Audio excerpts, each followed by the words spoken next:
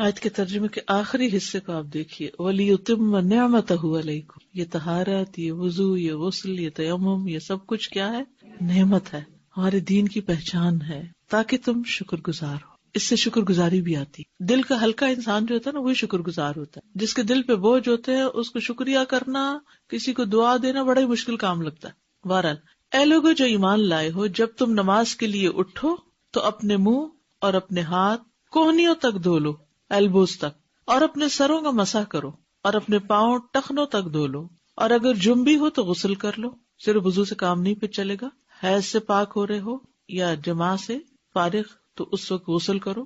اور اگر تم بیمار ہو یا کسی سفر پر ہو، یا تم میں سے کوئی قضاء حاجت سے آیا ہو، یا تم نے عورتوں سے مباشرت کی ہو، مباشرت جو جماع کے بغیر ہوتی، پھر کوئی پانی نہ پاؤ، پانی نہیں، اور نماز کا وقت ہو گیا ہے، تو پاک مٹی کا قصد کرو، تیمم کر لو. بس اس سے اپنے چہروں اور ہاتھوں پر مسح کر لو. چہروں اور ہاتھوں، پاؤں کا ذکر نہیں، سر کا ذکر نہیں. اللہ نہیں چاہتا کہ تم پر کوئی تنگی کرے، لیکن وہ چاہتا کہ تمہیں پاک کرے. اسی لیے پانی نہ ہو تو مٹی استعمال کرو، وضو نہ کر سکو تو تیمم کرو، اور تاکہ وہ اپنی نعمت تم پر پوری کرے، تاکہ تم شکر گزار بنو، تاکہ تم شکر ادا کرو. اور یہ حقیقت ہے کہ جب انسان ان اصولوں پر عمل کرتا ہے تو پھر بار بار زبان سے الحمدللہ نکلتا ہے، اور دل میں بھی شکر گزاری آتی ہے، اور یہی چیز انسان کے دل کے سکون اور راحت کا باعث بن جاتی. زندگی سے غم اور دکھ اور کمی اور پریشانیاں جو ہے وہ دور ہونے لگتی. وضو کا تفصیلی طریقہ اب یہ ہے اہم ترین حصہ. اس کا کچھ تو میں نے مختصراً پچھلی دفعہ بتایا تھا، لیکن آج اس کی ڈیٹیل بتاؤں گی، اور اس کے مطابق آپ اپنے وضو کو چیک کیجئے. ٹھیک ہے. سب سے پہلے بسم اللہ پڑھنا. ابو ہریرہ کہتے ہیں کہ رسول اللہ صلی اللہ علیہ وسلم نے فرمایا، جس کا وضو نہیں اس کی نماز نہیں، اور جو شخص وضو کے شروع میں اللہ تعالیٰ کا نام نہ لے، بسم اللہ نہ پڑھے، اس کا وضو نہیں. یعنی دل میں نیت ہوگی اور بسم اللہ زبان سے جو پڑھی جائے گی، اس سے وضو کا آغاز ہوگا. لیکن مشکل یہ ہو گئی ہے کہ ہمارے وضو کے مقامات غسل خانے کے اندر ہوتے ہیں، واش روم میں ہوتے ہیں، ایک ہی کمرے میں ٹوائلٹ بھی، ایک ہی کمرے میں باتھ ٹب بھی، وہیں سنک، سب کچھ وہیں، بلکہ وارڈ روم وہیں، بیڈ روم چھوٹا ہوتا ہے اور واش روم بڑا. میک اپ اور کلر کرنا، ہر چیز کا اسٹیشن ایک ہی جگہ ہے. جی بک شیلف، یہ سب دیکھ کے تو مجھے کبھی سمجھ نہیں آتی کہ انسان کی عقل کو کیا ہو گیا. کم از کم گندگی کا مقام تو الگ کر دیتے، باقی سب کچھ تو ایک جگہ ہو ہی سکتا ہے. نہیں، وضو کی جگہ بک شیلف، جوتوں کی جگہ، کپڑوں کی جگہ، باقی سب چیزیں ایک جگہ ہو سکتی، لیکن پیشاب کی جگہ جو ہے اس کو بہرحال بند اور الگ ہونا چاہیے، کیونکہ شیاطین کا بسیرا ہوتا ہے وہ. بہرحال اب ظاہر بلڈر جو بنا کے دیں گے وہی آپ کو لینا پڑے گا، لیکن ہمارے یہاں سوچ بھی نہیں ہوتی ہے. آپ اندر اپنی مرضی کی چینجز تو کرا ہی سکتے ہیں جب گھر بن رہا ہوتا ہے، لیکن اس وقت چونکہ علم نہیں ہوتا، سوچ نہیں ہوتی، تو پھر جو بھی مل گیا ٹھیک ہے. جی کراہت بھی آتی ہے، لیکن بس مجبوری ہوتی ہے. بہت سمپل ہے، جس طرح بعض لوگوں نے تھوڑا سا اس کو ایک دیوار دی ہوتی ہے تو ایک کی بجائے دو دیتے اور اس میں دروازہ رکھتے ہیں، چاہے ایک ہی چھت کے اندر ہو، یعنی ایک کونے میں بنا لے لیکن اس کو دو طرف سے بند کر دے، یعنی اس کے اندر جب جائے تو وہ چاروں طرف سے بند ہو. کیونکہ بعض اوقات کسی اور کو بھی اندر کوئی چیز لینے کے لیے آنا جانا پڑتا ہے، تو ایک ناپسندیدہ صورتحال میں. تو اب بسم اللہ کیسے پڑھیں؟ اب یہ ڈائلیما ہے. بیت الخلاء میں کس طرح بسم اللہ پڑھی جائے نہ پڑھی جائے، باہر نکل کے پڑھی جائے، پھر اندر جایا جائے، کریں تو کریں کیا؟ اللہ تعالیٰ کے نام کی تعظیم کی وجہ سے قضاء حاجت کی جگہ میں اللہ تعالیٰ کا ذکر کرنا ناپسندیدہ ہے، جو کہ نجس جگہ ہے اور شیاطین کے رہنے کا ٹھکانہ ہے. شیاطین کے رہنے کا ٹھکانہ ہے. تو اس صورت میں جب بیت الخلاء میں وضو کرنا ہو تو انسان داخل ہونے سے پہلے ہی بسم اللہ پڑھ لے. ٹھیک ہے، باہر ہی ہے نا ابھی اسٹیپ، وہیں بسم اللہ پڑھ کے اندر داخل ہو. اور اگر بھول جائیں یا یہ کہ غسل خانہ بڑا ہے، کموڈ ایک طرف ہے اور صاف ہے، اس پہ کوئی غلاظت بظاہر نظر نہیں آ رہی، تو ایسی صورت میں شیخ بن باز کہتے ہیں کہ اگر ضرورت پیش آ جائے تو غسل خانے میں وضو کرنے میں کوئی حرج نہیں، اور اس کیفیت میں وضو کے شروع میں بسم اللہ پڑھ لیں، دل میں پڑھ لیں. کیونکہ بعض اہل علم کے نزدیک بسم اللہ پڑھنا واجب ہے، اور اکثر کے نزدیک اس کی تاکید آئی ہے. یعنی بعض نے تو یہ کہا کہ وضو ہوتا ہی نہیں اگر بسم اللہ نہیں پڑھی، لیکن تاکید تو بہرحال اس کی ہے. تو بسم اللہ پڑھنے سے کراہت ختم ہو جائے گی، کیونکہ جب بسم اللہ پڑھنے کی ضرورت ہو تو پھر کراہت دور ہو جائے. اچھا، اور انسان کو وضو کے شروع میں بسم اللہ پڑھنے کا حکم ہے، اس لیے بسم اللہ پڑھ لے اور اپنے وضو کو مکمل کر لے. جو بسم اللہ پڑھنا بھول جائے وہ کیا کرے؟ ظاہر سے یہی معلوم ہوتا ہے کہ بسم اللہ پڑھنا واجب ہے، لیکن اگر بھول جائے تو پڑھنا ساقط ہے، دوبارہ وضو کی ضرورت نہیں. اگر مسلمان وضو کر لے اور بسم اللہ نہ پڑھے تو اس کا وضو درست ہوگا، لیکن اس نے خود کو اس ثواب سے محروم کر لیا جو سنت کو پورا کرنے سے ملنا تھا، اور مسلمان کے لیے زیادہ محتاط بات یہی ہے کہ وہ وضو کرتے ہوئے بسم اللہ نہ چھوڑے۔ ابھی ہم نے پیچھے بات کی نا کہ جو صحیح مکمل وضو کرے، تو مکمل وضو میں بسم اللہ شامل ہے، لیکن بسم اللہ ایسا رکن نہیں ہے کہ اگر بھول گیا یا نہیں پڑھ سکا تو پھر اس سے وضو ہی نہیں ہوا، یہ تو نہیں ہوگا، ٹھیک ہے۔ اگر درمیان میں یاد آ جائے تو پھر کیا کرے؟ یعنی بعض اوقات آدھا وضو ہو گیا، اب بسم اللہ یاد آ گئی، اوہ بسم اللہ نہیں پڑھی، اب کیا کرے؟ پڑھ لے۔ شیخ ابن باز کہتے ہیں اگرچہ وہ غسل خانے میں بھی ہو تو ان حدیث پر عمل کرتے ہوئے بسم اللہ پڑھ لے۔ اگر غسل خانے سے باہر نکل کر وضو کرنا ممکن ہو تو ایسا ہی کرے، کچن میں کر لے، اور پھر اس میں کوئی رکاوٹ نہیں ہے کہ وہ وضو کرتے ہوئے بسم اللہ پڑھ لے، یعنی بیچ میں بھی پڑھ سکتا ہے۔ اور اگر وہ غسل خانے میں ہو اور اللہ کا ذکر کر لے تو یہ حرام نہیں ہے، لیکن بعض اہل علم کے نزدیک مکروہ ہے ایسا کرنا، کیونکہ اللہ کے نام کی عظمت کے خلاف ہے کہ گندی جگہ پر اس کا نام لیا جائے۔ لیکن اگر ضرورت پیش آ جائے تو مکروہ ہونا ختم ہو جائے گا، جیسے کہ وضو کی ابتدا میں بسم اللہ پڑھ۔ اگر کوئی بسم اللہ پڑھنا ہی بھول جائے یا اسے مسئلے کا علم ہی نہ ہو تو اس میں کوئی حرج نہیں، اس کا وضو صحیح ہوگا، لیکن جان بوجھ کے ایسا نہیں کرنا چاہیے کہ ضرورت نہیں ہے، کیا فرق پڑتا ہے، یہ نہیں ہونا چاہیے۔ بلکہ غسل خانے میں ہونے کے باوجود بھی وضو کے شروع میں بسم اللہ پڑھ لینی چاہیے، کیونکہ بسم اللہ کی بہت شدید ضرورت ہے۔ تو اب آپ دیکھیے کہ وضو میں سب سے پہلا کام کیا ہے؟ بسم اللہ۔ کب پڑھتے ہیں یہ بسم اللہ؟ وضو کے شروع میں۔ اگر وضو کی جگہ ٹوائلٹ کے اندر ہی ہے، ایک ہی روم میں ہے، تو اس صورت میں بسم اللہ کہاں پڑھی جائے؟ باہر پڑھ کے اندر داخل ہوا جائے۔ یعنی بے شک آپ نے پہلے یعنی کہ ٹوائلٹ استعمال کرنا ہے، بسم اللہ پڑھ کے اندر داخل ہو جائے اس نیت سے کہ میں نے وضو بھی کرنا ہے، اور پھر ٹوائلٹ استعمال کر کے پھر آپ وضو کر لیں۔ اگر باہر سے پڑھنا بھول گیا اور جب وضو کرنے لگے ہاتھوں پہ پانی ڈالنے لگے تو یاد ہے تو کیا کرے؟ پڑھ لے، ٹھیک ہے۔ اگر بسم اللہ پڑھنا بھول ہی گیا سرے سے تو کیا وضو ہو گیا؟ ہو گیا، واضح۔ نمبر 2، ہاتھ دھونا۔ ہاتھ دھونا، مقدام بن مادی کرب کندی رضی اللہ عنہ کہتے ہیں کہ رسول اللہ صلی اللہ علیہ وسلم کے پاس وضو کا پانی لایا گیا۔ کیا لایا گیا؟ وضو لایا گیا۔ آپ صلی اللہ علیہ وسلم نے وضو کیا، پس آپ نے اپنی دونوں ہتھیلیاں 3 بار دھوئیں۔ یہ دونوں ہتھیلیاں 3 بار، ان کو ہتھیلی کہا جاتا ہے، اور ہاتھ جو ہے وہ سارے کے اوپر اطلاق ہو جاتا ہے، ٹھیک ہے۔ تو یہ ہتھیلی جو ہے اتنا حصہ، اور پہلے دائیں پھر بائیں، ٹھیک ہے، پہلے دایاں پھر بائیں پھر دائیں۔ وضو کی ابتدا ہاتھ سے کرنا۔ عبد الرحمن بن جبیر بن نفیر اپنے والد سے روایت کرتے ہیں کہ ابو جبیر کندی رسول اللہ صلی اللہ علیہ وسلم کے پاس آئے تو رسول اللہ صلی اللہ علیہ وسلم نے ان کے لیے وضو کا پانی لانے کا حکم دیا اور فرمایا ابو جبیر وضو کرو۔ ابو جبیر نے منہ سے وضو کرنا شروع کر دیا، یعنی ہاتھ سیدھا منہ دھویا۔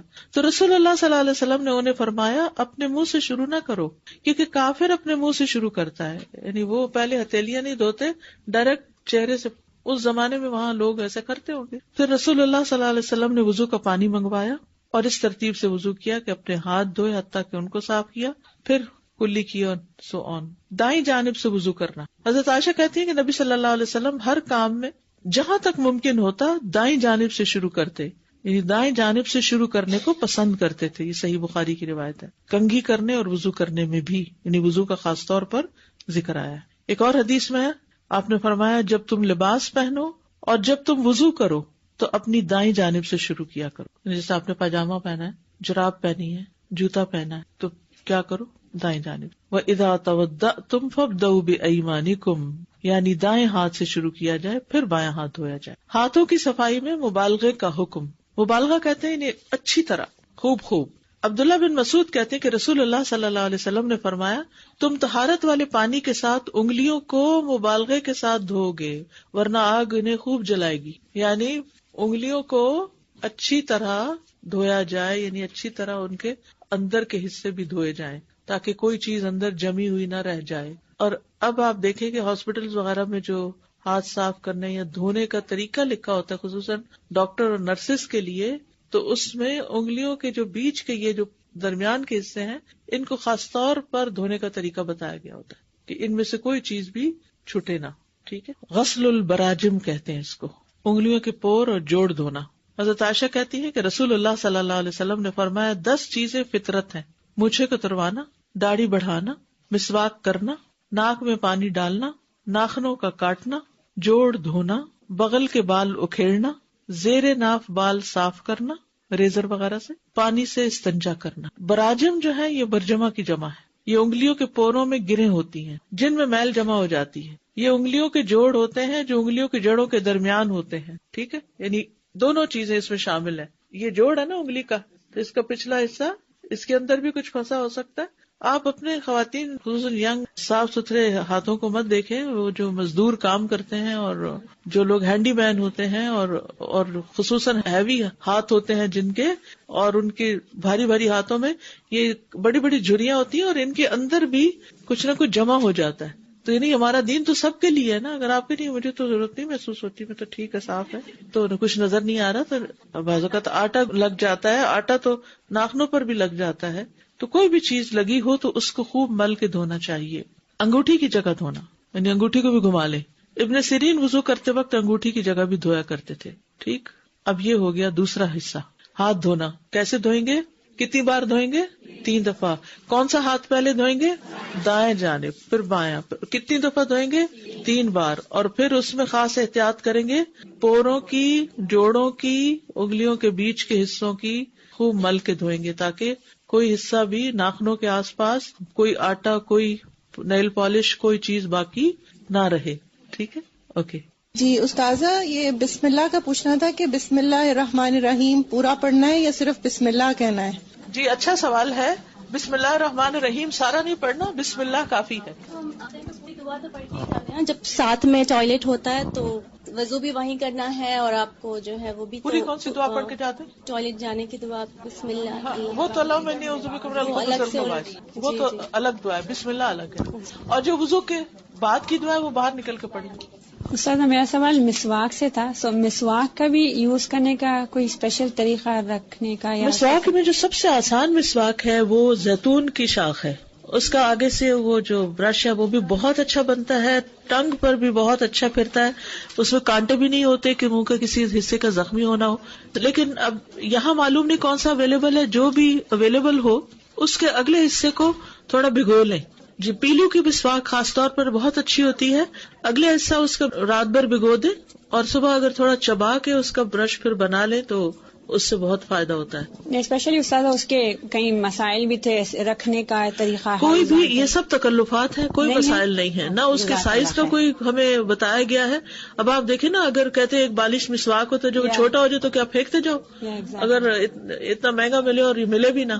استاذہ جیسے باتھ روم میں ہم داخل ہوتے ہیں تو یہاں پر تو ڈبلیو سے زیادہ تر سٹنگ کموڈ ہے, تو کیا اس کا ڈھکن بند کرنے سے بھی تھوڑا فاقہ ہوتا ہے؟ جی فائدہ ہوتا ہے, لیکن بعض اوقات یہ ہے کہ گھر میں صرف ہم نہیں ہوتے اور لوگ بھی ہوتے ہیں تو وہ کھلا بھی رہ سکتا ہے. استاذہ ٹوتھ برش جو ہے وہ کس حد تک اس کا مطلب نعم البدل ہے مسواک کا؟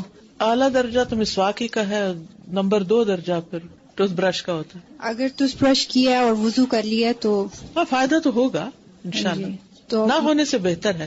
ہاں جی, میں بعض دفعہ ایسے بھی کرتی ہوں کہ ٹوتھ برش کر کے مسواک پھر ہلکی سی مار دیتی ہوں منہ میں تاکہ سنت پوری ہو جائے. ٹھیک ہے. نیل پالش سے ناخن خشک رہ جاتے ہیں کیونکہ وہ اس پر لیئر بنا دیتی ہے. ویسے بھی لانگ ٹرم نیل پالش لگانا جو ہے نا صحت کے لیے بھی اچھا نہیں, کیونکہ ہمارے ناخن بھی سانس لیتے ہیں اور ان کا ہم سانس بند کر دیتے ہیں پینٹ کر کے ان کو. جی وضو نہیں ہوتا, بس مہینے میں 4-5 دن لگا لیں. کلی کرنا اور ناک میں پانی ڈالنا. رسول اللہ صلی اللہ علیہ وسلم نے فرمایا کلی کرنا اور ناک میں پانی چڑھانا فطرت سے تعلق رکھتا ہے.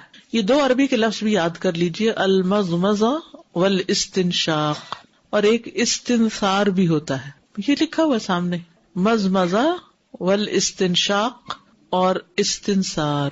ٹھیک ہے, مضمضہ کہتے ہیں کلی کرنے کو, منہ میں پانی ڈال کے اس کو باہر نکالنا. استنشاق ہوتا ہے ناک میں پانی چڑھانا, بس وہ پھر ساتھ ہی نکل آتا ہے. لیکن استنثار ہوتا ہے پانی چڑھا کے اس کو جھاڑنا بھی, ناک جھاڑنا. ٹھیک ہے, ایک ہی چلو سے دونوں کام, پانی خود ہی کم لگے گا. ایک دفعہ پانی لیا, اسی سے کلی کی اور اسی سے ناک میں پانی چڑھا دیا, پھر دوسری دفعہ پانی لیا, اسی سے کلی, اسی سے ناک میں پانی, تیسری دفعہ پانی. ٹھیک ہے, 3 دفعہ پانی لیا جائے گا, لیکن کلی اور ناک میں دونوں میں کٹھا ہی ایک ہی چلو سے ہو جائے گا. عبداللہ بن زید رضی اللہ عنہ سے روایت ہے, انہوں نے برتن سے اپنے دونوں ہاتھوں پہ پانی انڈیلا اور ان کو دھویا, پھر دھویا, یا یوں کہا کہ ایک ہی چلو سے کلی کی اور ناک میں پانی ڈالا, 3 بار ایسا کیا.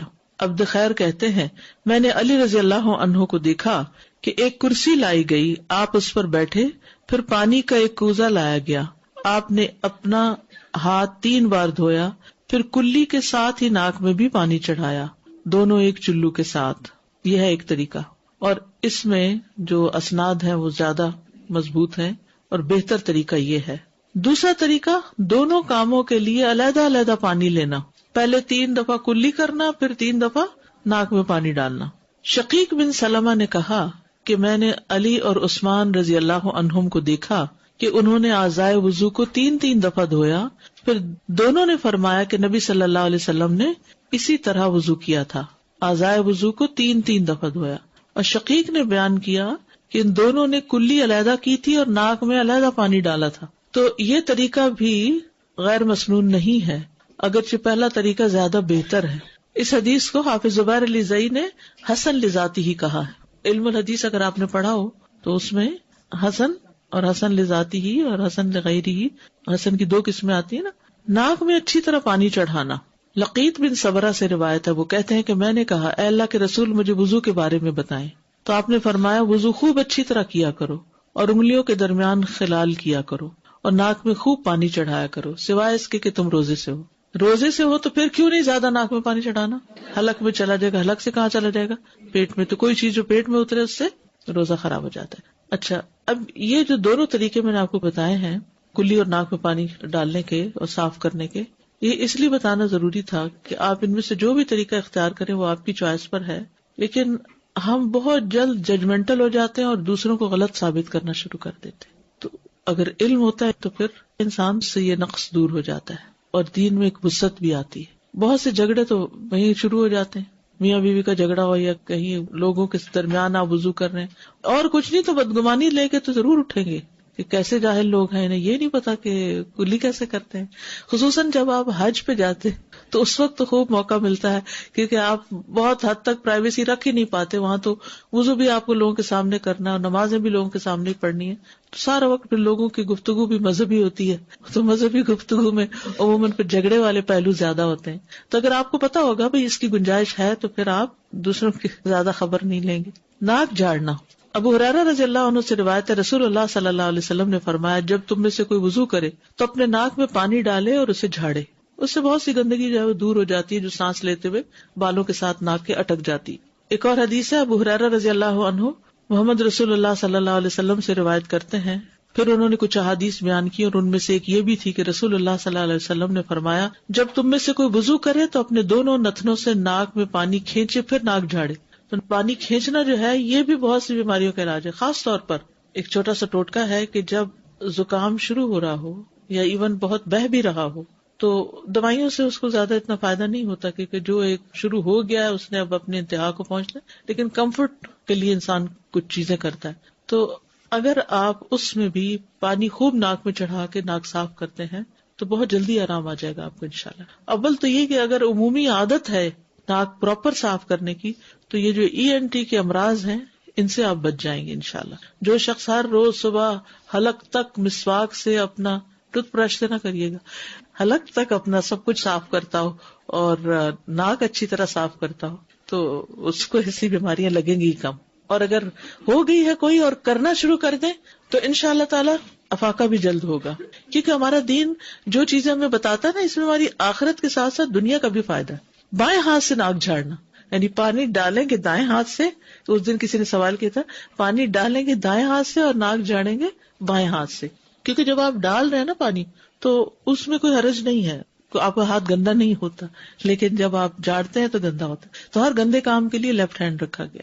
حضرت علی سے مروی ہے انہوں نے وضو کا پانی منگوایا، پھر اس سے کلی کی اور ناک میں پانی چڑھایا اور اپنے بائیں ہاتھ سے جھاڑا.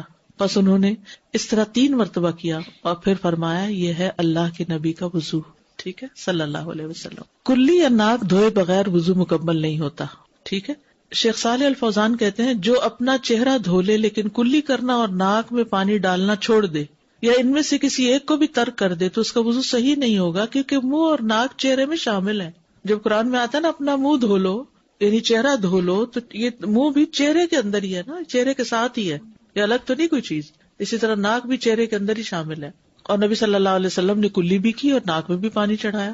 تو اب آپ کو کلی اور ناک میں پانی چڑھانے کا طریقہ آ گیا. دونوں طریقے ہیں.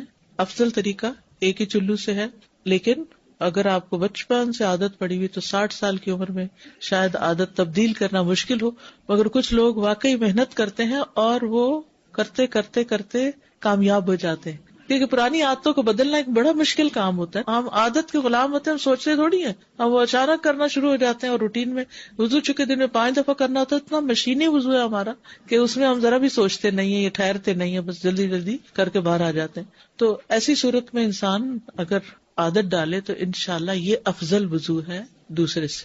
چوتھی چیز ہے چہرہ دھونا. یا ایھا الذین آمنوا اذا قمتم الی الصلاۃ فاغسلوا وجوہکم، اے لوگوں جو ایمان لائے ہو، جب تم نماز کے لیے اٹھو تو اپنے منہ دھو لو، یعنی چہرہ. اب یہ چہرہ کہاں سے کہاں تک ہے؟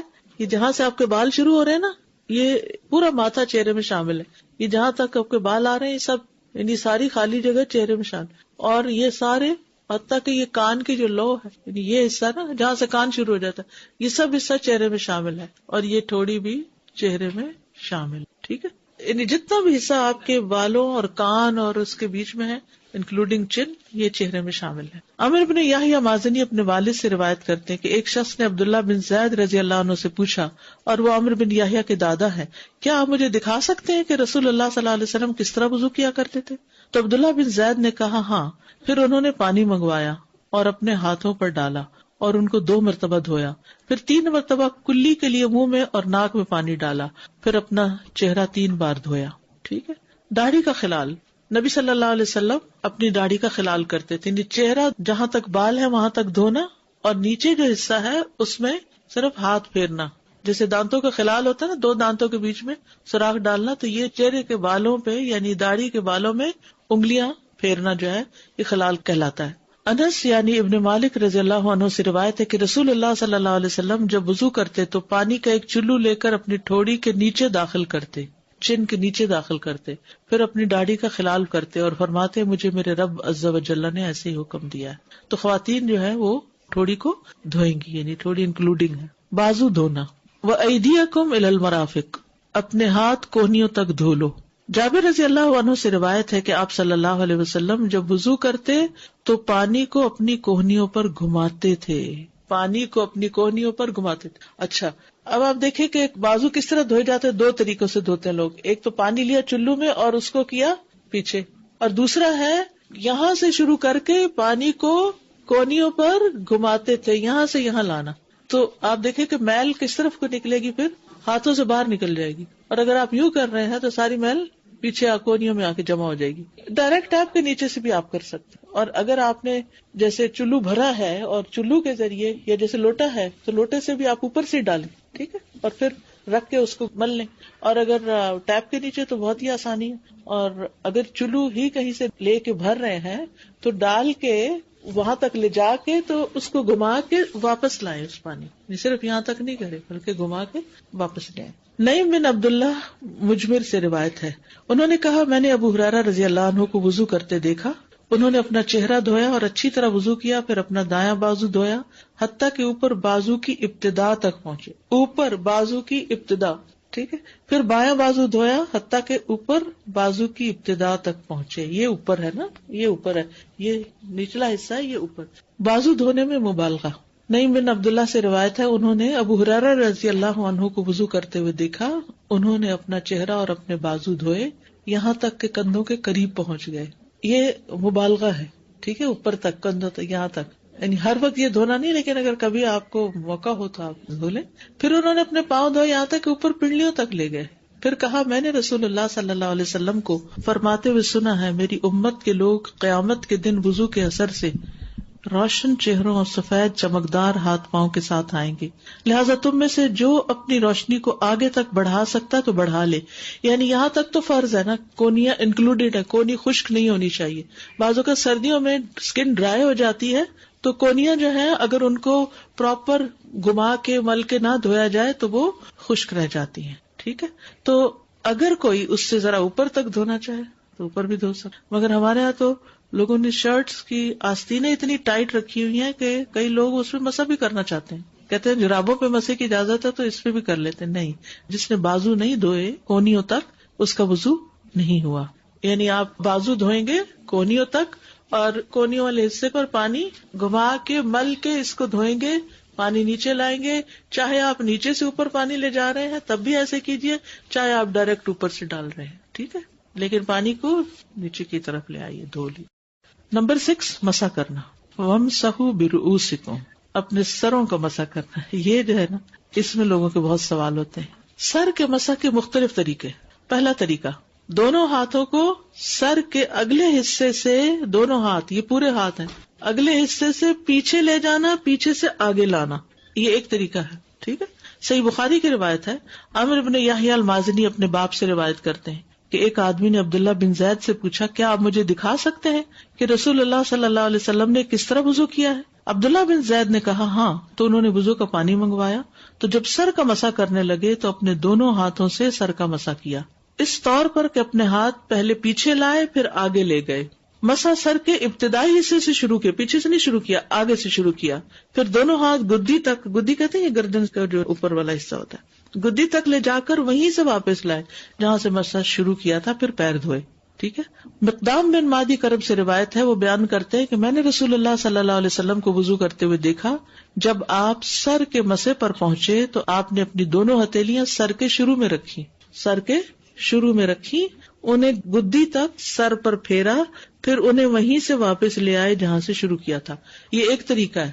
دوسرا طریقہ، سر کے اگلے حصے سے شروع کرتے ہوئے بالوں کی سمت میں سارے سر کا مسح کرنا، اس طرح کے بالوں کی ہیئت تبدیل نہ ہو، یعنی یوں کر کے نیچے تک لے جانا، نہیں ضروری ہے کہ اس طرح لے جانا، بلکہ اگر آپ نے رائٹ لیفٹ کیا ہو نا، یعنی یہاں رکھ کے سارا، لیکن سارا سر کور ضرور ہو، ٹھیک ہے، اوکے۔ ربیہ بنت معوذ کہتی ہیں رسول اللہ صلی اللہ علیہ وسلم نے ان کے ہاں وضو کیا تو پورے سر کا مسح کیا، اوپر سے سر کا مسح شروع کرتے، اوپر سے، ٹھیک ہے، اوپر سے ہر جانب سے بالوں کی لٹوں کے رخ پر ہاتھ پھیرتے، کیونکہ آپ کے بال لمبے تھے نا، یعنی یہاں سے شروع کرتے اور ہر جانب بالوں کی لٹوں کے رخ پر لے کے جاتے، اوپر سے نیچے، اور آپ بالوں کو ان کی ہیئت سے حرکت نہ دیتے تھے، یعنی کوئی ایسے ایسے کر کے نہیں کرتے تھے یا کوئی ان کو الٹا نہیں کرتے تھے، بلکہ بس سیدھا سیدھا کرتے تھے، ٹھیک۔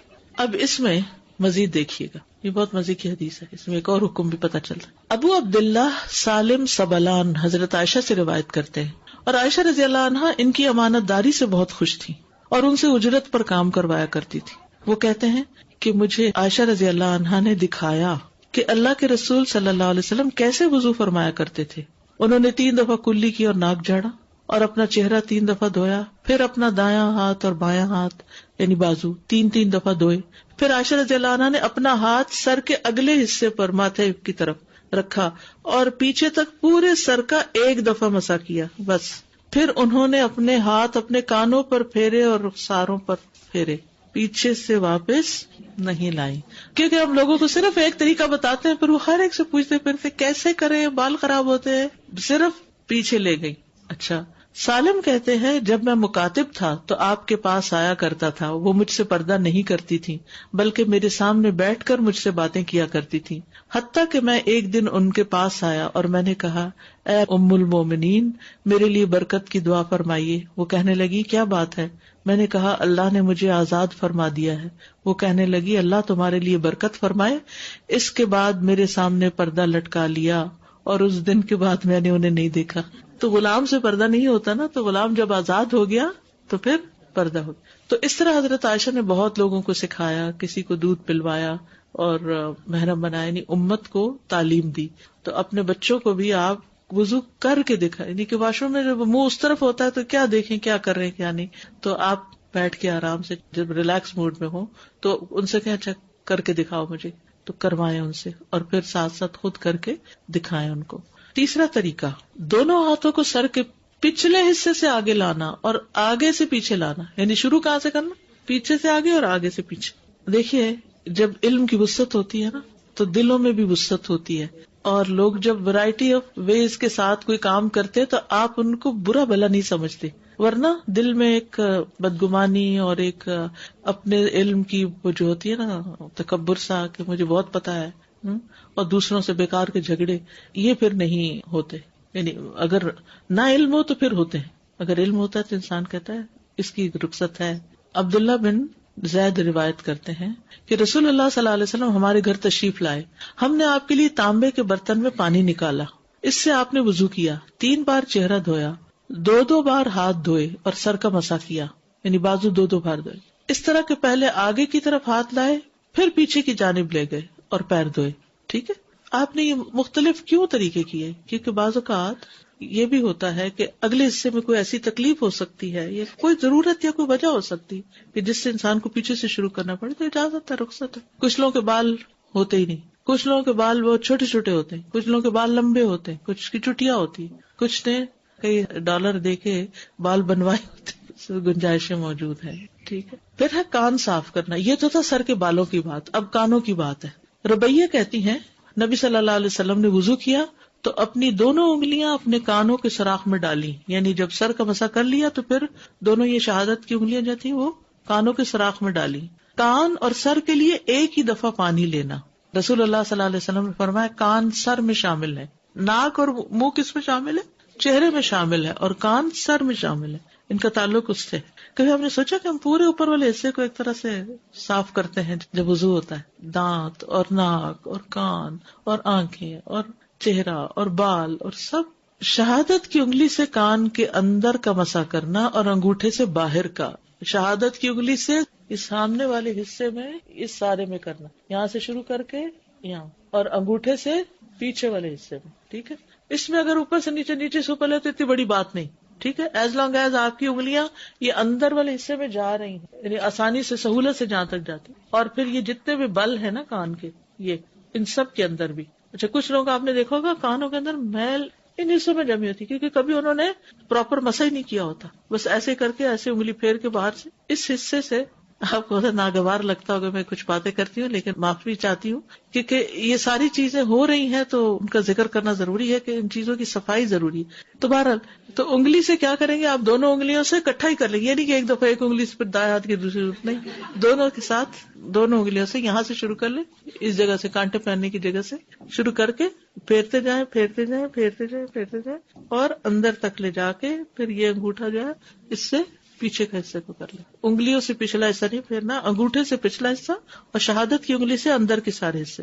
ہاں, اگر آپ نے ٹاپس پہنے ہوئے ہیں اور وہ آپ کی اسکن کے ساتھ فکسڈ ہیں تو غسل جنابت نہیں ہوگا اگر وہاں پانی نہیں گیا, یہ یاد رکھیے. نوز پن بھی گھما لیجیے, بگننگ آف دا کینال تک جائیں گے, کنال کے اندر تو جاتی بھی ہو تو نہیں لے جائیں کیونکہ کان کا پردہ نہ متاثر ہو, یعنی سہولت سے جہاں تک آپ کی اس کنال تک جاتی ہے جائے. عامر بن شعیب اپنے والد سے روایت کرتے ہیں اور وہ دادا سے, ایک شخص نبی صلی اللہ علیہ وسلم کی خدمت میں آیا اور کہنے لگا, اے اللہ کے رسول, وضو کیسے کیا جاتا ہے؟ تو آپ نے برتن میں پانی منگوایا, پھر اپنے ہاتھ دھوئے 3 بار, پھر چہرہ 3 بار, پھر دونوں کلائیاں 3 بار, پھر اپنے سر کا مسا اور اپنی شہادت کی انگلی اپنے کانوں میں ڈالی اور اپنے انگوٹھوں سے اپنے کانوں کے اوپر کا مسا کیا اور شہادت کی انگلیوں سے اپنے کانوں کے اندر کا کیا. شہادت کی انگلیوں سے اپنے کانوں کے یعنی سامنے والے حصے کا اور انگوٹھے سے پچھلے حصے کا. نمبر 8, پاؤں دھونا. وَأَرْجُلَكُمْ إِلَى الْكَعْبَيْنِ, اور اپنے پاؤں ٹخنوں تک دھو لو. پہلے دایاں پاؤں دھونا, پھر بایاں پاؤں دھونا. صحیح بخاری میں آتا ہے, پھر اپنا دایاں پاؤں 3 بار, اس کے بعد بایاں پاؤں 3 بار دھویا. 3 بار دھونے کا مطلب ہے کہ 3 بار پانی کی دھار ڈالی, یہ نہیں کہ ایک دفعہ دھو کے بریک کرے, پھر ایسا نہیں, یعنی کنٹینیوسلی کریں گے لیکن 3 بار اس پہ پانی ایک طرح سے ڈالے, جس سے اگر آپ ٹیپ کے نیچے ہیں تو 3 دفعہ ہاتھ ملیں گے. پھر پانی کا ایک چلو لیا, اپنے دائیں پاؤں پہ ڈالا یہاں تک کہ اسے دھویا, پھر دوسرا چلو پانی سے لے کر اس سے اپنا بایاں پاؤں دھویا. اس کے بعد کہنے لگے, میں نے رسول اللہ صلی اللہ علیہ وسلم کو اسی طرح وضو کرتے ہوئے دیکھا. بائیں ہاتھ سے دونوں پاؤں دھونا, بائیں ہاتھ سے دونوں پاؤں دھونا. پھر اپنے دائیں ہاتھ سے اپنے دائیں پاؤں پر 3 مرتبہ پانی بہایا, پھر اپنے بائیں ہاتھ سے مل کے دھویا. جیسے ناک میں پانی ڈالتے ہیں نا دائیں ہاتھ سے, اور ناک جھاڑتے ہیں بائیں ہاتھ سے, ایسے ہی پاؤں پہ پانی ڈالتے ہیں دائیں ہاتھ سے اور ملتے ہیں اس کو بائیں ہاتھ سے. اب دیکھیں کہ ہمارے دین میں ایک طہارت کا جو احساس ہے نا وہ بھی برقرار رکھا گیا ہے کہ سارے وہ کام جیسے ناک صاف کرنا ہے, استنجا کرنا ہے, پاؤں دھونا ہے اور اس طرح کے کوئی بھی گندے کام کرنے ہیں تو بائیں ہاتھ استعمال, اور کھانے کے لیے, سلام کے لیے اور ہر کام کے لیے دائیں ہاتھ استعمال کیا جائے. اور بعض لوگ کہتے ہیں کیا ریجیڈیٹی ہے اگر بائیں سے ہی کھا لیں. نہیں, ایک جو سینس آف طہارہ ہے, ایک سینس آف کلینلینس ہے, وہ اس میں جو حسن ہے دائیں اور بائیں کے فرق میں وہ اس میں نہیں ہے. چنگلی سے, چنگلی کا مطلب ہوتا ہے چھوٹی انگلی, چنگلی. مستورد بن شداد رضی اللہ عنہ کہتے ہیں میں نے رسول اللہ صلی اللہ علیہ وسلم کو دیکھا آپ جب وضو کرتے تو اپنے پاؤں کی انگلیوں کو اپنی چنگلی سے ملتے تھے، یعنی چھوٹی انگلی سے انگلیوں کے بیچ بیچ کے جو جوڑ ہیں ان میں ہاتھ ڈالتے تھے، یعنی انگلیوں کے بیچ والے حصوں میں اگر چنگلی پھیرے تو بہت ریلیکسنگ فیلنگ آتی ہے. ادروائز ہم ٹچ ہی نہیں کرتے، ہاتھ ہی نہیں لگاتے اس ایریا کو خود. امام مالک کو پہلے اس فتویٰ کا نہیں پتا تھا، جب انہیں پتا چلا تو پھر وہ انگلیوں کے درمیان خلال کرنے کا حکم دیتے تھے. اس کو انگلیوں کا خلال کہتے ہیں. انس بن مالک کہتے ہیں کہ نبی صلی اللہ علیہ وسلم نے فرمایا حبذا المتخللون من امتی، میری امت میں خلال کرنے والوں کے لیے واہ واہ، یعنی ان کے لیے شاباش ہے. حبذا کتنا پسندیدہ کام ہے جو انگلیوں کا خلال کرتے ہیں، پسند کیا آپ نے. لیکن اگر کوئی نہیں کر پاتا یا نہیں کرتا تو وضو ہو جاتا ہے. واہ واہ نہیں ہے جی، واہ تو اسی کے لیے جو خلال کرے گا. ابن عباس رضی اللہ عنہما کہتے ہیں ایک آدمی نے نبی صلی اللہ علیہ وسلم سے نماز کے بارے میں کوئی سوال کیا تو رسول اللہ صلی اللہ علیہ وسلم نے اس سے فرمایا اپنے ہاتھوں اور اپنے پاؤں کی انگلیوں کا خلال کرو. اپنے ہاتھوں اور پاؤں کی، ہاتھوں میں بھی ایسے ایک دوسرے کے اندر ڈالنے. آپ کی مراد تھی کہ اچھی طرح وضو کیا جائے، مل کے وضو کیا جائے، ایڑیاں دھونا. عبداللہ ابن عمر رضی اللہ عنہما سے روایت ہے انہوں نے کہا کہ نبی صلی اللہ علیہ وسلم ایک سفر میں ہم سے پیچھے رہ گئے، جو سفر ہم نے آپ کے ساتھ کیا، پھر ہم نے آپ کو پا لیا جبکہ عصر کا وقت ختم ہو رہا تھا. ہم لوگ وضو کرنے لگے، جلدی جلدی پاؤں پہ ہاتھ پھیرنے لگے. آپ نے 2 یا 3 بار بلند آواز سے پکارا ایڑیوں کے لیے آگ کا عذاب ہے. یعنی اگر آگے آگے پانی پھیر کے چھوڑ دیا اور ایڑیاں سوکھی رہ گئیں اور ان کو مل کے نہیں دھویا تو وضو نہیں ہوا. وضو نہیں ہوا تو نماز نہیں ہوئی، نماز نہیں ہوئی تو دین مکمل نہیں ہوا. دین ناقص ہوا تو اللہ کے سامنے کیا جواب لے کے جائیں گے. اس لیے نماز جو ہے وہ وضو کے بغیر ہوتی نہیں، بلکہ اگر کوئی جان بوجھ کے وضو نہیں کرتا، جان بوجھ کے بغیر کسی عذر کے، تو آج میں پڑھ رہی تھی کتاب میں کہ وہ ایک طرح سے کفر کا ارتکاب کرتا ہے. قرآن کا حکم ہے نا، انکار ہے اس کا. یعنی بیماری اور وہ تو الگ بات ہے، لیکن کوئی کہے کوئی ضرورت ہی نہیں ہے، میری نیت صاف ہے. محمد بن زیاد کہتے ہیں میں نے ابو ہریرہ رضی اللہ عنہ سے سنا جب وہ ہمارے پاس سے گزرتے اور لوگ برتن سے وضو کر رہے ہوتے تو فرماتے لوگوں وضو اچھی طرح کرو، کیونکہ ابو القاسم نے فرمایا صلی اللہ علیہ وسلم خشک ایڑیوں کے لیے آگ کا عذاب ہے. پاؤں دھونے میں مبالغہ. نعیم بن عبداللہ مجمر سے روایت ہے انہوں نے کہا میں نے ابو ہریرہ کو وضو کرتے ہوئے دیکھا، انہوں نے اپنا چہرہ دھویا اور اچھی طرح وضو کیا، پھر اپنا دایاں بازو دھویا حتیٰ کہ اوپر بازو کی ابتدا تک پہنچے، پھر بایاں بازو دھویا یہاں تک کہ اوپر بازو کی ابتدا تک پہنچے، پھر اس نے سر کا مسح کیا، پھر اپنا دایاں پاؤں دھویا حتیٰ کہ اوپر پنڈلی کی ابتدا تک پہنچے. ٹھیک ہے، یعنی اوپر تک، گھٹنوں کے نیچے نیچے تک. پھر اپنا بایاں پاؤں دھویا تک کہ اوپر پنڈلی کی ابتدا تک پہنچے. پھر کہا میں نے رسول اللہ صلی اللہ علیہ وسلم کو اسی طرح وضو کرتے دیکھا ہے، اور کہا کہ رسول اللہ صلی اللہ علیہ وسلم نے فرمایا قیامت کے دن اچھی طرح وضو کرنے کی وجہ سے تم لوگ ہی روشن چہروں اور سفید چمکدار ہاتھ پاؤں والے ہوگے، لہٰذا تم میں سے جو اپنے چہرے اور ہاتھ پاؤں کی روشنی اور سفیدی کو آگے تک بڑھا سکے بڑھا لے. اگر چپل پہنی ہو تو اس کے سمیت پاؤں دھوئے جا سکتے ہیں. ٹھیک ہے نا. کبھی ایسا ہوتا ہے کہ انسان ٹھنڈی جگہ ہوتی ہے یا مٹی والی جگہ ہوتی ہے، اس میں پاؤں باہر نہیں نکال سکتا کوئی بھی وجہ، تو پاؤں کے اوپر پانی بہا لینا چپل کے اندر سے ہی، جتنا مل سکے مل لیں اور باقی ایڑیاں وغیرہ مل لیں تو وہ بھی ٹھیک ہے. عبید اللہ بن جریج سے روایت ہے کہ انہوں نے عبداللہ ابن عمر سے کہا اے ابو عبد الرحمن میں نے آپ کو 4 ایسے کام کرتے ہوئے دیکھا جو آپ کے ساتھیوں کو کرتے ہوئے نہیں دیکھا. یہ عبداللہ بن عمر کی کنیت تھی ابو عبد الرحمن. ان میں سے ایک یہ ہے کہ میں نے آپ کو سبتی جوتے پہنے ہوئے دیکھا. عبداللہ رضی اللہ عنہما نے جواب دیا کہ میں نے رسول اللہ صلی اللہ علیہ وسلم کو ایسے جوتے پہنے ہوئے دیکھا جن پر بال نہیں تھے اور آپ انہی پر وضو کیا کرتے تھے، تو میں بھی انہی کو پہننا پسند کرتا ہوں. یعنی وہ جیسے رسیاں یا ڈوریاں لگی ہوتی ہیں نا جوتوں پر، اس کو شاید کھڑاوا بھی بولتے ہیں، I don't know. بہرحال چپل، ایک کینچی چپل ہوتی ہے اور ویسے بھی جیسے عام چپلیں ہوتی ہیں، تو اس میں اگر اوپر بہت کورڈ نہیں ہے، ایک چپل تو ہوتی ہے جیسے پورا پاؤں کورڈ ہو جاتا ہے، آگے فرنٹ کورڈ ہوتی ہے، وہ نہیں جس میں پاؤں نظر آ رہا ہو اور پانی صحیح پہنچ جائے. پھر اسی طرح ایک اور روایت میں آتا ہے تو انہوں نے وضو کر کے دکھایا اور جب پاؤں دھونے لگے تو پھر اپنے دونوں ہاتھ برتن میں ڈالے اور پانی کا ایک لپ لے کر اپنے پاؤں پہ ڈالا اور اس میں چپل کا سا جوتا تھا، اپنے پاؤں کو اسی پانی کے ساتھ ملا. پھر دوسرے پاؤں کو بھی ایسے ہی کیا. راوی کہتے ہیں میں نے کہا جوتوں سمیت؟ ابن عباس نے کہا جوتوں سمیت. پھر میں نے کہا جوتے پہنے؟ میں نے پھر کہا جوتوں سمیت؟ کہا جوتوں سمیت. یعنی چونکہ وہ ان کو کنفرم تھے، ان کو کانفیڈینس تھا کہ انہوں نے ایسے ہی دیکھا، تو انہوں نے کر کے دکھایا. اس سے یہ بھی پتہ چلتا ہے کہ ہمارے دین میں سہولت بھی ہے، رخصت بھی ہے. اب اس میں ایک مسئلہ رہ جاتا ہے، وہ ہے بزرگ لوگوں کا وضو کرنا. جو بوڑھے لوگ ہوتے ہیں وہ نیچے بیٹھ کے بھی وضو نہیں کر سکتے، وہ سنک پہ بھی پاؤں نہیں چڑھا سکتے، خاص طور پر اگر گھٹنے ریپلیس ہو گئے ہوں یا ایج بڑی ہو. تو وہ کیا کر سکتے ہیں کہ جیسے واش روم کے اندر ایک چوکی سی رکھ کے پاؤں چوکی پہ رکھ کے جتنا جھک سکتے ہوں اتنا جھک کے پاؤں مل لیں. لیکن کچھ لوگ پھر ایک پاؤں پہ نہیں کھڑے ہو سکتے، یعنی اگر اوپر بھی پاؤں چڑھانا تو ایک ٹانگ پہ نہیں کھڑے ہو سکتے، جب نیچے اگر چوکی پر بھی پاؤں اٹھا کے رکھنا ہو تو وہ بھی نہیں رکھ پاتے. تو پھر یہ ہے کہ یا تو کرسی پہ بیٹھ کے، یا پھر یہ ہے کہ کموڈ ہوتا ہے واش روم کے اندر تو اس پہ بیٹھ کے پاؤں کے اوپر پانی بہا کے پاؤں دھو لیں، یا پھر یہ کہ کھڑے کھڑے شاور کے ساتھ پانی جسے زوردار دھار ڈالتے ہیں نا، جس میں ملنے کا کام بھی بیچ میں ہی ہو جاتا ہے، تو اس سے 3 دفعہ وہ آگے پیچھے اچھی طرح شور کر لیں کہ سارا پانی انگلیوں کے اندر بھی پہنچ گیا ہے اور ایڑیاں بھی خشک نہیں. ایڑیوں کو تھوڑا بہت اگر ہاتھ سے نہیں مل سکتے تو زمین سے، یا اگر فٹ سٹول کے اوپر پاؤں رکھے ہوئے ہیں تو اس پہ تھوڑا سا مل لے. تو کوئی نہ کوئی طریقہ اختیار کرے، کیونکہ یہ معذوری ہے تو معذور کے احکام مختلف ہوتے ہیں. ٹھیک ہے. وضو کے بعد پانی خشک کرنا یعنی تولیہ استعمال کر سکتے ہیں یا نہیں. حضرت عائشہ رضی اللہ عنہ سے روایت ہے کہ آپ صلی اللہ علیہ وسلم کے لیے ایک رومال تھا جس سے آپ وضو کے بعد پانی خشک کرتے تھے. نہ کریں تو بہت اچھا ہے، جیسے ہر قطرے کے ساتھ گناہ جڑتے ہیں تو دیر تک جڑتے رہیں گے. اور اگر سردی کا موسم ہے اور برف پڑی ہوئی ہے تو آپ زیادہ دیر گیلے نہیں رہ سکتے، آپ کو فوراً خشک کرنا ہوتا ہے. تو جواز ہے، اجازت ہے، اس میں کوئی گناہ کی بات نہیں ہے، آپ خشک کر سکتے ہیں، جس کی یہ دلیل ہے. وضو کے بعد انگلیوں میں تشبیک نہ کرنا. تشبیک اس کو کہتے ہیں انگلیاں آپس میں ایک دوسرے کے اندر ڈالنا. وضو کرنے کے بعد یہ نہیں کرنا چاہیے. یعنی اس طرح کا کوئی کھیل، یا بعض لوگ انگلیاں چٹکانے لگتے ہیں یا کچھ، تو یہ کام وضو کے بعد نہیں کرنا چاہیے. اسی طرح جمعے کے خطبے میں بھی نہیں کرنا چاہیے، انگلیوں میں انگلیاں نہیں ڈال کے بیٹھنا چاہیے. ابو ہریرہ رضی اللہ عنہ سے روایت ہے کہ رسول اللہ صلی اللہ علیہ وسلم نے فرمایا، جب تم میں سے کوئی نماز کے لیے وضو کرے تو وہ اپنی انگلیوں کے درمیان تشبیک نہ کرے.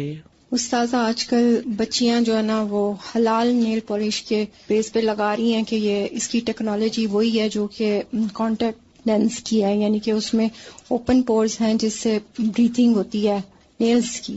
تو یہ مجھے نہیں سمجھ آئی ابھی تک، اور میں انہیں کہتی ہوں میں بلیو نہیں کرتی اس پہ، میں ٹرسٹ نہیں کرتی. دیکھیے اصل حکم جو ہے ناخنوں کا برید کرنا نہیں ہے، اصل حکم سکن کا گیلا کرنا ہے. وہ کہتے ہیں کہ اس سے ناخن گیلے ہوتے ہیں. ان کی جو کیسے گیلے ہوتے ہیں؟ اگر ناخنوں کے اوپر ایک لیئر آئی ہوئی ہے، اگر تو کلر ہے جیسے مہندی کا کلر ہے تو اس میں تو ناخن گیلے ہوتے ہیں کیونکہ وہ لیئر نہیں ہوتی. لیکن اگر وہ رنگ اندر نہیں جذب ہوا ہوا اور اسکن کے اوپر ایک لیئر ٹھہری ہوئی ہے پھر نہیں. اگر پانی تھوڑی دیر تک اس کے اوپر رہے تو اندر چلا جاتا ہے. انہوں نے ایکسپیریمنٹ کر کے دکھایا ہے، لیکن ظاہر ہے کہ یہ بچیاں وضو میں اتنی دیر تک نہیں رکھتی ہیں. نہیں، آپ دیکھیے ابھی ہم نے پڑھا کہ اگر کوئی حصہ خشک رہ جائے اور اس دوران باقی وضو خشک ہو جائے تو کیا حکم ہے؟ دوبارہ وضو کرنا ہوگا. اگر کوئی حصہ خشک رہ گیا لیکن ابھی وضو گیلا ہے تو اس جگہ کو گیلا کرنا کافی. تو کچھ دیر تک اگر ہوتا ہے تو آپ سوچیے پھر وہ پتہ نہیں کتنی دیر ہے. تو وضو چونکہ بڑی اہم چیز ہے، اس کے بعد نماز نہیں ہوتی، تو بہت احتیاط کی ضرورت ہے. ایسے ہر کام سے بچنے کی ضرورت ہے جو اس میں خلل ڈالے. جی اساسا کچھ لوگ پوچھتے ہیں especially families that especially when they are travelling اور when they are working place کہ پورا سر کا مسا جو ہے وہ پورا اسکارف ریموو کر کے اور پھر سر کا مسا کریں. تو some people they ask me we don't have enough time to do all these things. تو اس کے لیے کس طرح کا اسکارف ایسا پہنے جس میں مسا آسانی سے ہو جائے. دیکھیے جس طرح بھی اسکارف آپ نے پہنا ہو نا تو وہ جو پیچھے سے مسا کرنے والی رخصت ہے نا اس سے فائدہ اٹھائیں. یہاں سے کرتے کرتے کرتے ہاتھ اوپر پیچھے کو لے جائیں. پچھلی سائڈ تو نہیں بندی ہوئی ہوتی، یہ سائڈ سے تو یہاں سے کھلا ہی ہوتا ہے نا تو گنجائش نکل آتی ہے. استاذہ اگر اتفاق ہو جائے کہ شرٹ ٹائٹ بازو ہے تو کیا بازو پہنے ہوئے بازو دھو سکتے ہیں؟ یعنی کہ ہم بہت اچھی طرح سے اندر پانی کر لیں لیکن بازو پر دھو سکتے ہیں ایسے بازو کے اوپر سے؟ اچھا، یعنی کہ کپڑا نہ ہٹا. جی اگر تو کوئی مجبوری ہے کہ آپ گھر سے باہر ہیں تو اور بات ہے. جی وہی جیسے اب آپ الہدا کر رہے اور ہمیں نہیں پتا کہ یہ بعض کا شرٹ فرسٹ ٹائم پہنتے کچھ ایسا ہو جاتا ہے کہ بازو اوپر نہیں. میرے ساتھ یہ 2 دفعہ ہو چکا ہے تو میں نے پھر اوپر سے سارا بہت اچھی طرح گیلا کیا. اصل تو گیلا کرنا مقصود ہے لیکن مجبوری کے تحت ہی ایسا ہونا چاہیے، عام طور پر نہیں. اور کپڑے بناتے ہوئے بہت احتیاط کریں. ہم سب سے پہلے یہ دیکھیں کہ اس سے ہمارے فرائض کی ادائیگی میں تو کوئی رکاوٹ نہیں آئے گی. اگر وضو کے بعد تشبیک کر لیا تو کیا پھر سے وضو کرنا پڑے گا اور وضو ٹوٹ جائے گا؟ نہیں، ناپسندیدہ ہے، مکروہ ہے، لیکن وضو نہیں ٹوٹے گا. اصل میں یہ اس کی حکمت کیا ہے؟ حکمت یہ ہے کہ جیسے پہلے بھی بات ہوئی تھی نا کہ وضو ٹھیک ہوگا تو نماز میں خشوع ہوگا. وضو کے بعد اگر آپ نے غفلت والے کام کیے, یعنی ادھر ادھر کے ہاتھوں میں ہاتھ ڈال کے بیٹھے ہوئے ہیں یہ کچھ, تو اس سے پھر یہ ہوتا ہے کہ نماز میں خشوع نہیں آتا اس طرح. اگر لپسٹک لگی ہوئی ہے کوئی حرج نہیں, پانی چلا جاتا ہے اس میں, کیونکہ اس میں تو آئل قسم کی چیز. اور ہم جیسے آپ نے بتایا کہ چھوٹی انگلی سے پاؤں کی انگلیوں کا حلال کرنا ہے, تو وہ 3 times کرنا ہے ایک ہی دفعہ. ٹھیک. کچھ لوگوں کو میں نے دیکھا ہے کہ وہ بچیاں کہ وہ اسکارف پہنا ہوتا ہے تو یوں کر کے اندر سے نا کچھ بالوں کو ٹچ کر لیتی ہیں مسا کے اس میں. دیکھیے قرآن میں کیا حکم آ رہا ہے, فامسحوا برؤوسکم, رؤوس میں تو سارا ہے. صحیح. میں اس لیے پوچھی تھی کہ ایک آدھ جگہ کسی لیکچر میں انہوں نے یہ کہا تھا کہ 3 بال اگر گیلے ہو جائیں تو خیر ہے. دیکھیے بال گیلے کرنا اصل مقصود نہیں, اصل بات ہے سر کا مسا کرنا. تو بال ہیں, سر ہے. ٹھیک ہے. اور اس میں پھر کان بھی ہیں. دیکھیں جو لوگ یہ کہتے ہیں کہ اسکارف اتارنا مشکل ہے, تو وہ کانوں کا بھی پھر کس طرح کریں گے, پوری طرح پیچھے سے انگوٹھا لے جا کے, مشکل ہے. دوسری چیز یہ کہ یہ بزرگ جیسے یہاں پر پاکستان میں تو ہوتا تھا کہ آپ نے شاور سے یوں کر لیا اور وہ جگہ ہوتی ہے پانی نکلنے کی, یہاں پہ باتھ روموں میں ویسا نہیں ہوتا. تو اگر صرف نہانے کا جو ایریا ہوتا ہے نا, کچھ جگہوں پہ ایسا ہوتا ہے جیسے بزرگ نہانے کے لیے اوپر جانا پڑتا ہے تو وہ 2-3 دن کے بعد ایک دفعہ چلے جاتے ہیں, لیکن بار بار نہیں. تو وہ نیچے جو واش روم ہے اس میں صرف سنک ہے اور وہ اوپر کر ہی نہیں سکتے. ٹب رکھ لے چھوٹا سا پلاسٹک کا, چھوٹا سا, اور اس کے اندر پاؤں رکھ کے دھو لے. لیکن مطلب یہ نہیں کہ وہ چھوڑ دیں پاؤں. نہیں, کیونکہ قرآن کا حکم ہے, وضو نہیں ہوگا. اس میں یہ کہ مشقت سے بچنے کے لیے فجر کے بعد وہ جرابیں وضو کی حالت میں پہن لیں اور سارا دن پھر مسح کر لیں. ٹھیک. اور یہ جو انگلیوں کا خلال ہے, یہ ہم جب پاکستان میں ہوتے تھے تو وہ جب آپ نے سر کا مسح وغیرہ کر لیا تو پھر یوں کر کے, جی اس طرح یوں بھی کر سکتے ہیں, یوں بھی کر سکتے ہیں. السلام علیکم اساتذہ. وعلیکم السلام. مجھے آپ کی ایک بات بہت اچھی لگی کہ مجھے آج کل نا ہو رہا ہے کہ مجھے اپنے پرانے گناہ یاد آتے ہیں اور پھر میں پریشان ہوتی ہوں. تو مجھے آج اس پر یہ سولوشن ملنا مشکل ہے. آپ کے لیے بہت تھینک فل ہوں کہ جب بھی گناہ یاد ہے اپنے گناہ کو یاد کرے, وضو کرے, نماز پڑھے. جزاکم اللہ خیر. جوڑے میں گول سا ہو جاتا ہے نا, جی اس میں کوئی فرق نہیں پڑتا, کلپ وغیرہ ہٹانے کی نہیں ضرورت, الا یہ کہ وہ کچھ ایسی کیپ پہنی ہوئی ہے کلپ کے نام پہ کہ جو بازو کہتا ہوتا ہے نا کہ یعنی نیچے والے بال. دیکھیے یاد رکھیے بالوں پہ مسا نہیں ہے, سر کا مسا ہے. تو جو بال نیچے لٹکے ہوئے ہیں, چاہے وہ آپ نے جوڑے کی رول کر کے یہاں چٹیا سی بنائی ہوئی ہے, یا لمبی چٹیا ہے, یا ویسے نیچے کو ہے لمبے, تو ان پہ مسا نہیں ہوگا, مسا صرف سر کے حصے پر ہوگا. تو مطلب جوڑے کے حصے تک جا کے اس کو بھی گیلا کرنا. جی اس کے اوپر ہاتھ پھر. اور دوسرا اگر جب ہم جو موضوع کو مسا کرتے ہیں تو ہاتھ مطلب جھاڑ کے ہلکے گیلے سے اوپر کو مسا. اصل مقصد گیلا کرنا نہیں, اصل مقصد ہاتھ پھیرنا ہے. مسح کا مطلب ہوتا ہے ہاتھ پہ گیلا, ہاتھ پھیرنا. گیلا کرنا نہیں کہ پانی لگانا مقصد نہیں ہے, کیونکہ بعض وقت تو ہم لوگ کرتے ہیں تو پھر گیلے ہو جاتے ہیں موزے, پھر وہ چینج کرتے. اتنا پانی تو نہیں لگاتے. السلام علیکم. ایروپلین میں پانی بہت کم ہوتا ہے تو 3 بار تو ہم وضو نہیں دھو سکتے, تو ایک ہی بار دھو سکتے ہیں. ایک بار دھو سکتے ہیں, بالکل دھو سکتے. ہاتھ ہے جیسے ایک بار ہاتھ, ایک بار ناک میں, جی ایک دفعہ سب. ڈاکٹر صاحب کبھی کلی کرنے کے بعد وضو کرنے کے بعد احساس ہوتا ہے کہ دانتوں میں کچھ پھنسا ہوا ہے تو وضو ہو جاتا ہے وضو. السلام علیکم استاد. یہ جو سر کا مسح کا فرسٹ طریقہ جو ہے, آگے سر سے لے کے جانا اور پیچھے سے واپس بالوں کو لے کر آنا, ابھی میں اس کی ایک ریسرچ پڑھ رہی تھی کہ جس میں بالوں کو بڑھانے کے لیے کیا کیا جائے, یا اس کی والیوم دینے کے لیے, اور جو کم ہو جاتے ہیں اور لوگ کہتے ہیں بڑی ڈل لکنگ بال ہیں, تو انہوں نے یہی والی ایگزیکٹلی اس پہ لکھی ہوئی ہے کہ پورا ہاتھ لا کے بالوں کو آگے کی طرف پہلے لے آئے اور پھر پیچھے کی طرف لے جائیے, اور یہ رات کو بھی کریں صبح بھی کریں, تو آپ کے بالوں میں اور آپ کے سر میں جو سرکولیشن آئے گی اس سے آپ کے بال بھی بڑھیں گے اور آپ صحت مند بھی ہوں. دیکھیے وضو کا مطلب کیا بتایا میں نے, حسن. وضو کا مطلب ہے حسن, نظافت, رونق. السلام علیکم ورحمۃ اللہ وبرکاتہ. وعلیکم السلام. جب پیروں کی انگلیوں کا خلال کرتے ہیں تو وہ کون سی دائیں ہاتھ کی چھوٹی انگلی سے بائیں سے ہی کریں کیونکہ آپ بائیں ہاتھ سے مل رہے ہیں نا پاؤں کو, تو بائیں سے ہی خلال کر لیں. بائیں سے ٹھیک ہے. اور اگر جب بال کھلے ہوتے ہیں اور اگر اسے مسح کریں تو گدی تک تو ہاتھ نہیں پہنچتا ہے, تو ہمیشہ بال باندھ کر ہی کرنا چاہیے. نہیں کچھ نہیں ہوتا, وہاں تک اتنے بالوں تک جائیں گے تو گدی اس کے نیچے آ گئی نا. اچھا وہ آٹومیٹکلی اس میں شامل ہو جائے گی. گدی کو ہاتھ لگانا ضروری نہیں, گدی کی لمٹ بتائی گئی, گدی تک جانا ضروری ہے. اوکے ہاں جی ٹھیک ہے, جزاک اللہ خیر. بہت سے لوگ نماز کا کورس اس لیے نہیں کر رہے کہ وہ تو بچپن سے پڑھ رہے ہیں, لیکن ہر چیز کے بارے میں ہم نئی چیز جاننا چاہتے ہیں, دیکھنا چاہتے. شک سب سے بڑی بات یہ کہ علم نافع ہوتا ہی وہ ہے جو شک دور کر دے انسان کا, اور انسان کے اندر ایک اطمینان آ جائے اور شرح صدر کے ساتھ کام کرے. اور اس وضو سے بھی سکون اور اس نماز سے بھی سکون انشاءاللہ.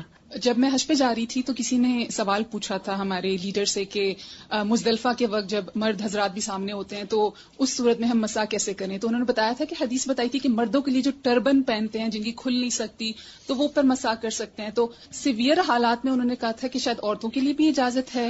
جی اگر کوئی اور طریقہ نہ ہو تو پھر ٹھیک ہے، لیکن یہ کہ عام حالات میں نہیں.